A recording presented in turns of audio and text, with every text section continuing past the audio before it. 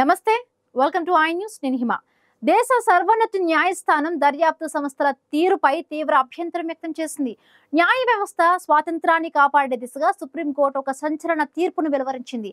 న్యాయవాదులకు సమన్లు జారీ చేయకూడదని chief justice BR Gavai నేతృత్వంలోని ధర్మాసనం స్పష్టం చేసింది.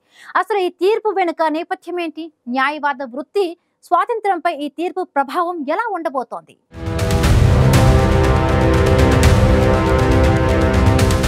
ఇది దేశంలోని న్యాయవాద వృత్తి స్వాతంత్రాన్ని బలోపేతం చేసే తీర్పు. దర్యాప్తు సంస్థలైన ఈడీ, పోలీసులు, నిందితుల తరపున వాదించే న్యాయవాదులకు నేరుగా సమన్లు జారీ చేయడాన్ని దేశ సర్వోన్నత న్యాయస్థానం తీవ్రంగా ఖండించింది. ఇద్దరు న్యాయవాదులకు ఈడీ సమన్లు ఇవ్వడం, గుజరాత్ పోలీసులు ఒక్క నిందితుడి తరపు న్యాయవాదిని పిలిపించడం వంటి ఘటనలపై సుప్రీంకోర్టు సుమోటోగా కేసు విచారించింది. న్యాయవాదులకు సమన్లు జారీ చేయడం అనేది న్యాయవాద వృత్తి స్వాతంత్రాన్ని తీవ్రంగా దెబ్బతీస్తుందని, అంతేకాకుండా స్వతంత్ర న్యాయ నిర్వహణపై ప్రభావం చూపుతుందని ధర్మాసనం అభిప్రాయపడింది. క్లయింట్ల తరపున ఇచ్చే సలహాలపై ఎట్టి పరిస్థితుల్లోనూ న్యాయవాదులను దర్యాప్తు సంస్థలు పిలవకూడదని కోర్టు స్పష్టమైన ఆదేశాలు జారీ చేసింది.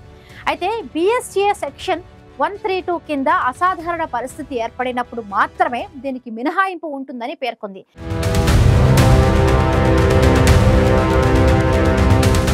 న్యాయవాదుల నుంచి స్వాధీనం చేసుకునే ఏవైనా డిజిటల్ డివైస్లను కూడా కోర్టు ముందు మాత్రమే తెరవాలని ఆదేశించింది. ఈ పరిణామాన్ని బార్ కౌన్సిల్ కూడా తీవ్రంగా ఖండించింది. ఈ తీర్పును వెలువరించిన చీఫ్ జస్టిస్ గవాయ్ ఇటీవల కాలంలో కొన్ని వివాదాస్పద వ్యాఖ్యలు చేసి వార్తల్లో నిలిచారు.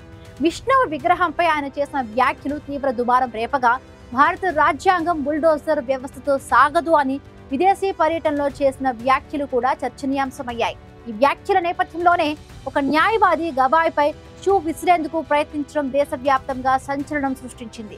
ఈ వివాదాల మధ్య న్యాయ వ్యవస్థకు భరోసా ఇచ్చేలా ఈ సంచలన తీర్పు వెలువడింది.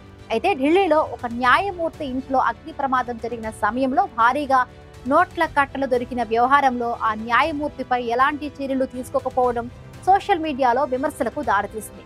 ఈ నేపథ్యంలో సుప్రీంకోర్టు తాజా తీర్పు న్యాయ వ్యవస్థ విశ్వసనీయత, స్వాతంత్రంపై అనేక ప్రశ్నలకు సమాధానంగా నిలిచింది.